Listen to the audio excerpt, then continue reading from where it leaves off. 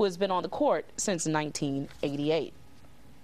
Will Governor Sanford win the fight over the federal stimulus cash that lawmakers have included in the state's $5.7 billion spending plan for next year? Tonight, we're on your side with a one-on-one with the governor. JR. Darcy, thank you. And we begin with breaking news out of the State House now. The Senate just moments ago passing that spending plan to the tune of more than $5 billion. It is now on the way to the governor's desk. So will he approve it? Because keep in mind, part of that budget, $5 billion, has that stimulus money included in it. Let's find out now. Governor Sanford joins us live tonight. So that budget is on the way to your desk, correct? It is. And it's got that federal stimulus money in it, $350 million. Where do you stand on that tonight? It actually has more than that. So you've got the direct $350 billion of stimulus that's been in question that we've had much conversation and consternation about.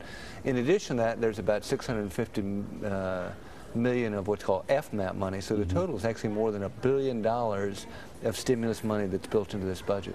But the part that a lot of people have been talking about is that $350 million. It's been included by the lawmakers in that budget that is headed your way. Are you still sticking to your guns on this, saying that you're not going to use that money unless it goes to pay off some debt? Correct. I mean, we've you know, for a number of months now, we've laid out our position. We've been very consistent in it. And we've said, look, if a family won the lottery tomorrow, a prudent family would take some money to pay down credit cards. They'd take some money to paying down the mortgage.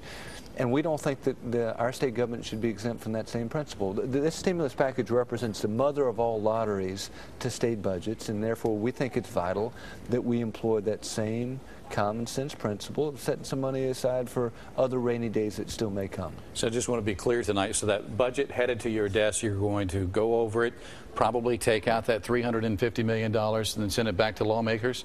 We haven't exactly. One, we're going to be deliberate. One of the tragic things that occurred in this budget was there is essentially no transparency. On both the House and Senate side, leadership got together, just a handful of folks, and decided what it was going to be.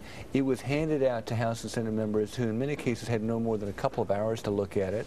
And we're talking a very thick document.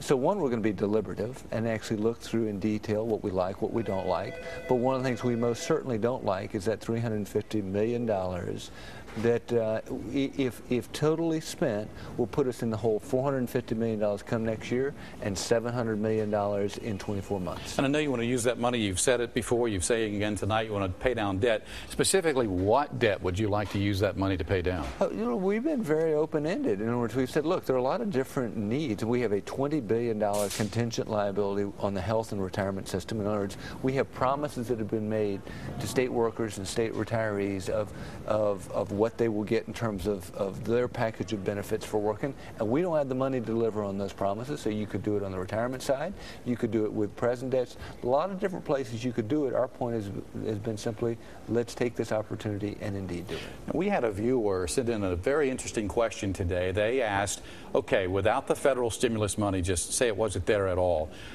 how would you go about paying off this state debt to start with? I mean, before the stimulus was announced, here's that viewer, Owen Stewart from Columbia. Before the stimulus was announced, what was your plan to pay down the state debt?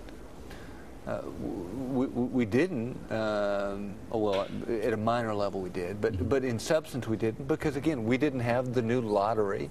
I just called it a lottery to state government budgets that we won. I think we ultimately all lose as taxpayers. I think there are harmful implications in terms of future inflation and the future value of the dollar. But in the here and the now, quote, we won. And so obviously in reaction to that, it's when we said, okay, we'll go to look to spending 90% of the total, but we ought to carve out some. It's prudent to carve out some, in this case 10% of the total, to actually go in to pay down debt. And that's the what and the why as to how we got here. Let's back up for a moment and now and just let viewers know where we stand on this federal stimulus money. I know we talked about 6 or 7 weeks ago, and at that point you were undecided whether or not we would stake our claim to the money. But since then, I believe you've made the official request, so no one else can get that money except us. You raise a great point, which is there's a lot of misinformation out there, much of which has been purposely put out there. There have been any number of sets of ads that have been run against us trying to exert political pressure so that we would supposedly change our minds. one of the misleading statements that has been out there has been, look, if we don't spend it, we're going to be paying for it. Why shouldn't we at least get the benefit? We certified the funds, so the funds can't run off to California or New York or some other state. We have 18 months, a year and a half to get this thing decided. It's inconceivable to me that we won't be able to come to resolution in the next 18 months, and frankly, we should have come to resolution over the last month. But, you know, the reality of the political process is you throw $700 million on the table, a lot of folks want to simply grab their share and ask questions later. And what we've said is, we get it that that's the easy route, but in this case, if you do that, there are substantial costs, one of which is a $700 million hole 24 months from now. But you raise a great point, which is the money can't go running off to New Jersey or some other state here over the next 18 months. I should mention about an hour or so ago, I saw Lindsey Graham on CNN this afternoon talking about this very issue, and the senator said that in his opinion, the money is there. We're going to have to pay it back anyway. Why not reap the benefits of going ahead, getting the money, and putting it to use? Again, we think that the better use in this case is actually paying down debt, because we'll get a couple of different things. One is, if we don't spend it all, we don't end up with a $700 million hole. If we don't spend it all, we'll actually make reforms that in many cases are long overdue in South Carolina. And if we don't spend it all, you know, just the first 24-month benefit alone is $168 million in interest savings that can then go to teachers, it can go to health care.